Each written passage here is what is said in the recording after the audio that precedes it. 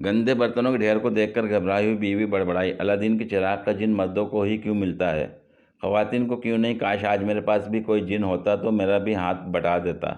बीवी की ये मासूम ख्वाहिश सुनकर एक बहुत बड़ा जिन ज़ाहिर हुआ और बोला, कवानीन के मुताबिक एक खातून को एक वक्त में एक ही जिन मिल सकता है। हमारे रिकॉर्ड के मुताबिक तुम्हारी शादी हो चुकी है और तुम्हें तुम्हारा जिन मिल चुका है।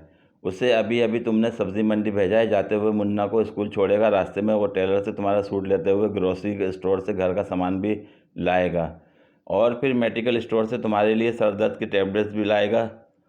इसके बाद वो अपने काम पर चला जाएगा और शाम को वापस आते हुए सब्ज़ी, फल और तुम्हारी पसंद की कोई मीठी चीज़ और पानी की बोतलें भी ले आएगा।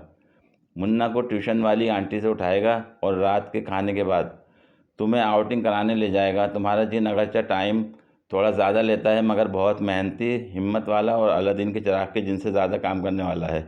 बीबी अपने जिंदी कदर कर